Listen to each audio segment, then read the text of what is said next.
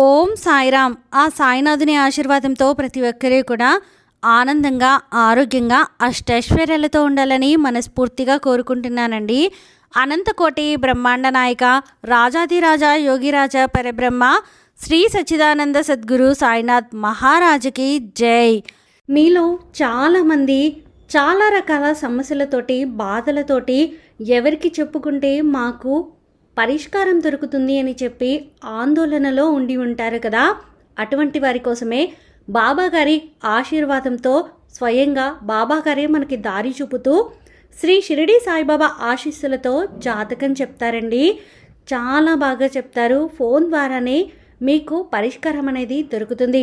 ఎటువంటి సమస్యకైనా పరిష్కారం ఖచ్చితంగా తెలియజేస్తారు. ఎంత కష్టపడినా కూడా డబ్బు చేతిలో నిలవట్లేదా? అయితే ఒక్కసారి గురువుగారిని సంప్రదించండి.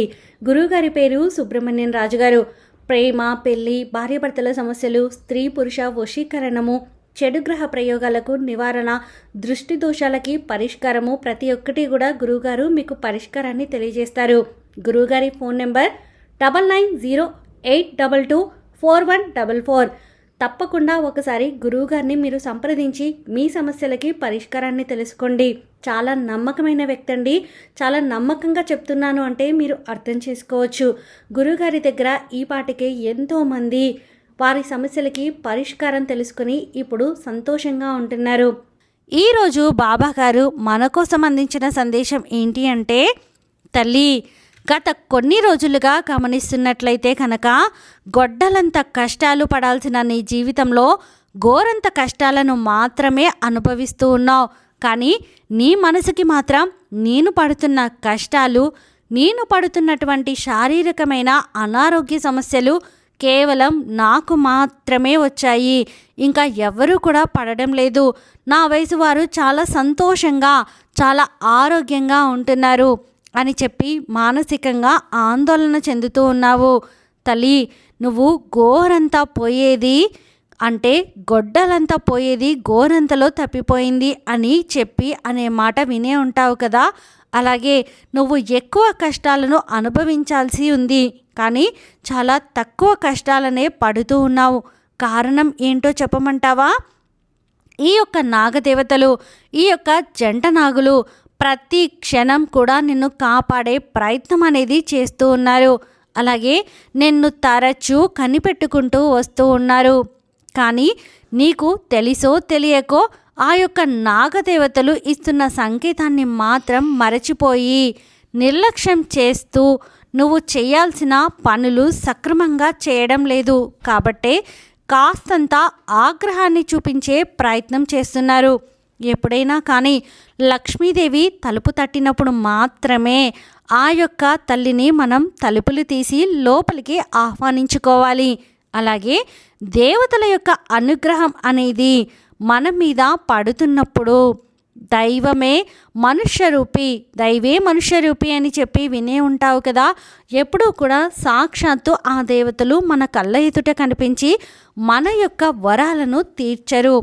ఏదో ఒక రూపంలో, మాట రూపంలోనో, మనిషి రూపంలోనో, వస్తువు రూపంలోనో ఆ భగవంతుడు మనల్ని ఎక్కడికక్కడ ఒడ్డున పడేస్తూ ఉంటారు. మనం చేసుకునే పాపపుణ్యాల యొక్క ఫలితమే ఈ యొక్క కార్యాలకు, మనకి ఇప్పుడు ఏదైతే జరుగుతూ ఉందో ఈ పనులకు కూడా అర్థం పట్టినట్లుగా కనిపిస్తూ ఉంటుంది. కాబట్టి తల్లి, నువ్వు కొన్ని ఆ యొక్క సంకేతాలు ఏవైతే ఉన్నాయో వాటిని నిర్లక్ష్యం చేస్తూ ఉన్నావు. వాటిని కనుక నువ్వు నిర్లక్ష్యం చేయకుండా వాటిని కనుక్కొని వాటికి తగ్గట్లుగా నీ జీవితాన్ని మలుచుకున్నావు అంటే కనుక ఒక్కసారి భగవంతుని అనుగ్రహం నీ యొక్క జీవితం మీద పడింది అంటే కనుక నీ జీవితం ఎంతగా మారిపోతుందో నిజంగా నువ్వు ఊహించను కూడా ఊహించలేవు. ఇప్పుడు పడుతున్నటువంటి కష్టాలు, బాధలు, సమస్యలు ఏవైతే అనారోగ్య సమస్యలు ఇవన్నీ ఉన్నాయో ఇవన్నీ కూడా పూర్తిగా నీ జీవితంలో నుంచి వెళ్ళిపోతాయి. నీ జీవితంలోకి సంతోషాలు, ఆనందాలు, నువ్వు కన్న కలలు, కోరికలు ప్రతిదీ కూడా నీకు నెరవేరే సమయం అయితే ఆసన్నమైంది. నీ పేరు ప్రఖ్యాతలు, నీ యొక్క కీర్తి ప్రతిష్టలు, సంఘంలో నీ గౌరవ మర్యాదలు అన్నీ కూడా పెరగబోతున్నాయి. ఎవరైతే నిన్ను చిన్న చూపు చూశారో, నిన్ను తక్కువగా చూశారో, నిన్ను హేళనగా మాట్లాడారో, నువ్వు ఎందుకు పనికిరావు, నీ దగ్గర డబ్బు లేదు, నీ దగ్గర బంగారం లేదు అని చెప్పి ఎవరైతే నిన్ను చాలా తక్కువగా, నీచంగా, అవమానించే విధంగా దెప్పి పొడుపు మాటలతోటి హింసించిన వారు ఎవరైతే ఉన్నారో వారందరూ కూడా నీ కాళ్ళ దగ్గరికి వచ్చి పడే రోజులైతే రాబోతున్నాయి. తల్లి, ఇప్పుడు నేను చెప్తున్న ఏ మాట కూడా అసత్యం కాదు. ప్రతిదీ కూడా జరిగి తీరుతుంది. కారణం ఆ యొక్క నాగదేవతల యొక్క చూపు నీ మీద పడింది. కాబట్టి దీనంతటికీ కూడా కారణం నువ్వు చేసుకున్నటువంటి పూర్వజన్మ పుణ్య ఫలితం అనే చెప్తాను. ఎందుకు అంటే కనుక ఎప్పుడూ కూడా నీ జీవితంలో కష్టాలు, కర్మలు, బాధలు, ఎన్నో సమస్యలు, ఒకటి వదిలితే మరొకటి, ఒకటి విడిస్తే మరొకటి, ఏదో చిన్న సంతోషం వచ్చిందిలే అని చెప్పి అనుకునే లోపు ఏదో ఒక బాధ వచ్చిన సంతోషాన్ని గడిపిన ఆ క్షణం కూడా పూర్తిగా నీ జీవితంలో నుంచి తుడిచిపెట్టుకుపోయే విధంగా నీ జీవితం అయితే ఉంది. కాబట్టి ఇక నుంచి ఇటువంటి సమస్యలు కానీ, ఇటువంటి కష్టాలు కానీ, బాధలు కానీ ఏవి కూడా నీ జీవితంలో ఉండవు తల్లి. అంతా కూడా నువ్వు కోరుకున్న విధంగానే, నువ్వు తలుచుకున్న విధంగానే ఉంటాయి. కాకపోతే నేను చెప్పిన ఈ చిన్న పనులు కనుక నువ్వు చేసుకుంటే సరిపోతుంది తల్లి. ప్రతిరోజు కూడా ఇంట్లో నిత్యం దీపారాధన జరగాలి. ఎప్పుడైతే భార్య భర్తలు ఒకచోట గడుపుతారో అప్పుడు ఖచ్చితంగా తలంటు స్నానం చేసి ఇంట్లో దీపం వెలిగించాలి. అంటే దీపం వెలిగించుకోవాలి. ముఖ్యంగా ఈ యొక్క నాగదేవతల యొక్క ఆశీర్వాదం కోసం ఏదన్నా ఒక ఆదివారం రోజు సుబ్రహ్మణ్య స్వామి దేవాలయానికి కానీ, లేదా నువ్వు శివాలయంలో రావి చెట్టు కింద ఉన్న నాగదేవతలకైనా కానీ, జంట నాగులు కలిసి ఉన్నటువంటి రాతి విగ్రహానికి పసుపు, కుంకుమ, పాలతోటి అభిషేకించుకొని తరువాత జిల్లెడు ఆకుని ఆ యొక్క నాగదేవతల యొక్క తోక దగ్గర పెట్టి ఆ ఆకు మీద చిన్న బెల్లం ముక్కను కనుక పెట్టి నువ్వు సంకల్పించుకుంటే నీ యొక్క కోరిక ఏదైనా కానీ ఆ కోరిక నెరవేరడంతో పాటుగా నువ్వు ఏదైతే సమస్యలతోటి, అంటే నీకు ఇంతకాలం కూడా ఈ యొక్క నాగదేవతలు ఏదైతే చెప్పాలి, నీ జీవితంలోకి ఏదైతే అదృష్టాన్ని తీసుకురావాలి అని చెప్పి ఎదురు చూస్తూ ఉన్నారో అవన్నీ కూడా నీ జీవితంలోకి అడుగు పెడతాయి. ఎప్పుడూ కూడా ఎవరిని కూడా దూషించి మాట్లాడకూడదు, తక్కువ చేసి మాట్లాడకూడదు. ఒకరిని పన్నెత్తి మాట అనేటప్పుడు నీ మాటల వల్ల అవతలి వారు బాధపడినా, అవతలి వారు కన్నీటి బొట్టును కార్చినా ఆ యొక్క పాపం అనేది జన్మల వరకు వెంటాడి వేధిస్తుంది.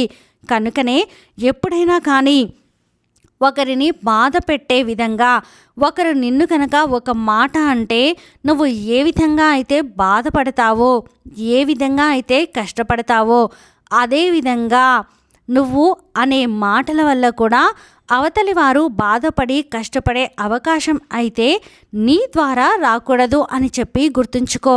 అలాగే ఎప్పుడూ కూడా దైవనామస్మరణ అనేది మర్చిపోవద్దు. నువ్వు ఎన్ని కష్టాలు వచ్చినా, ఎన్ని బాధలు వచ్చినా, ఎన్ని సమస్యలు వచ్చినా నా యొక్క నామజపాన్ని మాత్రం ఎక్కడా కూడా వదిలిపెట్టలేదు. ఎప్పుడూ కూడా నీకు తోడుగా ఉన్నాను అనే నువ్వు నమ్ముతూ వస్తున్నావు. కాబట్టే ఈ సందేశం ఇన్ని కోట్ల మంది జనాభాలో నీ యొక్క చెవిన మాత్రమే పడింది అంటే అర్థం నేను నిన్ను ఎంచుకున్నాను కాబట్టే నీ చెవిన పడింది. నీ కష్టాలు దూరమైపోబోతున్నాయి కాబట్టే నీ చెవిన పడింది. నువ్వు అనుకున్న కార్యాలు అనేవి జరగబోతున్నాయి కాబట్టే నీ చెవిన ఇది పడింది. తల్లి, త్వరలో నీ ఇంట ఒక శుభకార్యాన్ని కూడా జరిపించబోతున్నాను. నువ్వు ఎదురు చూస్తున్నటువంటి కళ, కోరిక ఏదైతే నీ బిడ్డ జీవితంలో జరగాలి అని చెప్పి ఆశపడుతూ వస్తున్నావో అది ఖచ్చితంగా నెరవేరుతుంది. నువ్వు ఏదైతే మానసికంగా కొంత క్షోభని అనుభవిస్తున్నావో ఆ క్షోభకి కారణమైన వారు మొత్తం 3 వ్యక్తులు. ఆ యొక్క 3 వ్యక్తులు కూడా ఆడవారు. వారి పేర్లతో సహా చెప్తాను, ఇప్పుడు జాగ్రత్తగా వారితో ఉండాలి. అందులో మొదటి వ్యక్తి ఆర్ అనే అక్షరంతో మొదలయ్యే స్త్రీ, రెండవ వ్యక్తి ఈ అనే అక్షరంతో మొదలయ్యే స్త్రీ, మూడవ వ్యక్తి ఎస్ అనే అక్షరంతో మొదలయ్యే స్త్రీ. ఈ 3 కూడా వారి యొక్క స్వలాభం కోసం, వారి యొక్క పనులు జరిపించుకోవడం కోసం, వారి యొక్క అహం, హోదా కానీ, దర్పం కానీ, పరువు కానీ, పేరు ప్రఖ్యాతులు కానీ, కీర్తి కానీ వీటన్నిటినీ కూడా నిలబెట్టుకోవడం కోసం వారు మిమ్మల్ని ఒక వస్తువులాగా వాడుకునే ప్రయత్నం అయితే చేస్తూ ఉన్నారు. వారి యొక్క మాటలు చాలా తియ్యగా ఉంటాయి, కానీ కడుపులో కాలసర్ప దోషం కంటే కూడా, అంటే తాచుపాము విషం కంటే కూడా ఎంతో విషం అనేది వారి యొక్క కడుపులో దాచుకుని ఉంటారు. అది ఎప్పుడు ఎక్కడ ఎలా కక్కాలో వారికి బాగా తెలుసు. కాబట్టి అటువంటి వారితో మాత్రం చాలా జాగ్రత్తగా ఉండాలి. ఎవరికైతే నువ్వు ఒక 10 పెడతావో, అంటే నువ్వు ఒక 10 రూపాయలు పెట్టడం తప్పు కాదు, కానీ అవతలి వారి నుంచి కనీసం 10 రూపాయలు అనేవి నీకు లాభం రాకపోయినా 7 రూపాయలు అయినా కానీ రావాలి.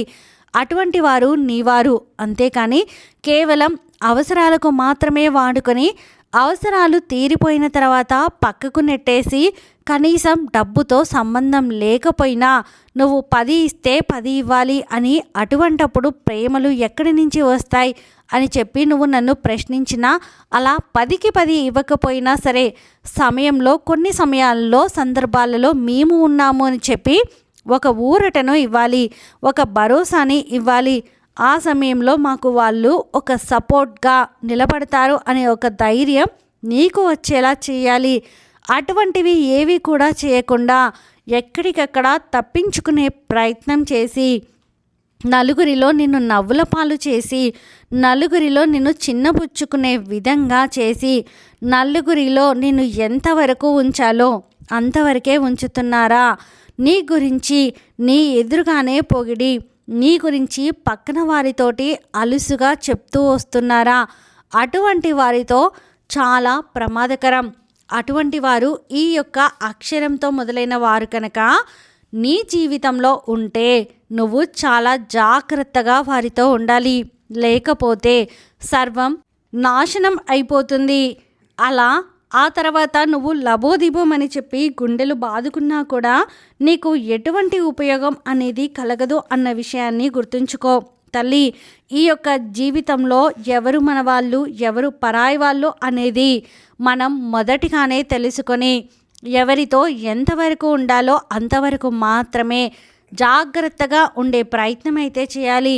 అప్పుడే జీవితం చాలా సునాయాసంగా, ఎటువంటి కల్తీ లేకుండా, ఎటువంటి కల్మషాలు, ఈర్ష, అసూయలతోటి నిండుకున్న వాళ్ళు నీ చుట్టుపక్కల లేకుండా చాలా స్మూత్గా గడిచిపోతూ ఉంటుంది తల్లి. ఇప్పుడు నీకు సరైన సమయం అనేది మొదలైంది. ఈ సమయంలో నువ్వు నేను చెప్పిన విధంగా ఈ యొక్క నాగదేవతలకు పూజ చేసి, ఈ పేరు గల వ్యక్తులతోటి జాగ్రత్తగా ఉండి, నీకు వచ్చే ప్రతి అదృష్టాన్ని కూడా, అవకాశాన్ని కూడా నీకు తగ్గట్లుగా సద్వినియోగపరుచుకునే ప్రయత్నం కనుక చేసినట్లయితే నువ్వు అనుకున్న లక్ష్యం వైపు ఖచ్చితంగా అడుగు పెడతావు. ఎవరైతే నిన్ను చీ చా అని అన్నారో వారు కూడా తలదించుకునేలా ఖచ్చితంగా నీ యొక్క విజయం అనేది ఉంటుంది తల్లి. కానీ కొంత ఒక వ్యక్తి యొక్క విషయంలో నీలో మార్పు రావాలి. ఎవరైతే నీ గురించి ఆలోచిస్తున్నారో వారి గురించి నువ్వు తప్పుగా అనుకుంటున్నావు. వారి గురించి నువ్వు తెలుసుకోవాల్సిన అవసరం ఉంది. నీలో మార్పు రావాలి.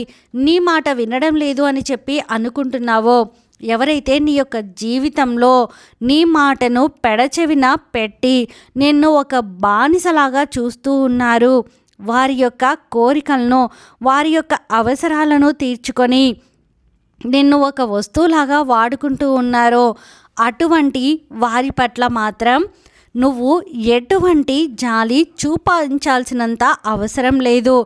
ఎవరి కోసమో నువ్వు మారాల్సిన అవసరం అంతకన్నా లేదు. ఒకరి ప్రేమని పొందడం కోసం మనం ఎంతగా మారినా పర్వాలేదు, కానీ ఒకరి మెప్పు పొందడం కోసం మనల్ని మనం చంపుకునేంతగా ఎప్పుడూ కూడా మారకూడదు. నేను చెప్పే మాటకి అర్థం ఏంటి అంటే కనుక, తల్లి, ఇప్పుడు ఒకవేళ భార్యాభర్తలు ఉన్నారు అంటే కనుక భార్య కోసం భర్త ఏదైనా కానీ చేసే విధంగా ఉండాలి. భర్త కోసం భార్య కూడా ఏదైనా చేసే విధంగా ఉండాలి. ఒకరి కోసం ఒకరు పుట్టాము అని చెప్పి నమ్మాలి.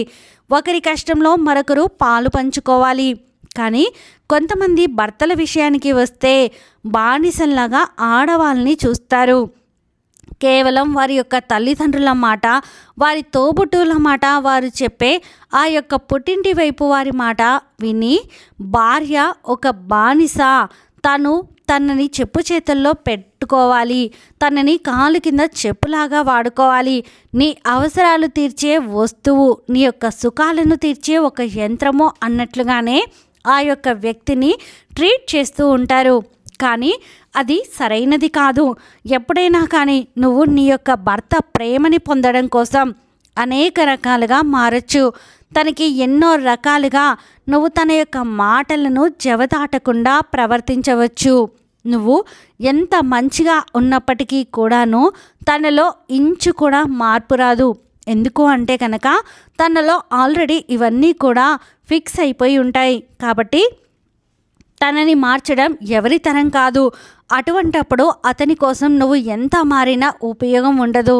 అలా పూర్తిగా అతని కోసం నువ్వు మారిపోయినా కూడా నీ యొక్క మార్పుని కానీ, నీ యొక్క త్యాగాన్ని కానీ, నీ యొక్క ప్రేమని కానీ కనీసం కొంచెం కూడా గుర్తించని స్థాయిలో అతని యొక్క ప్రవర్తన అనేది ఉంటుంది.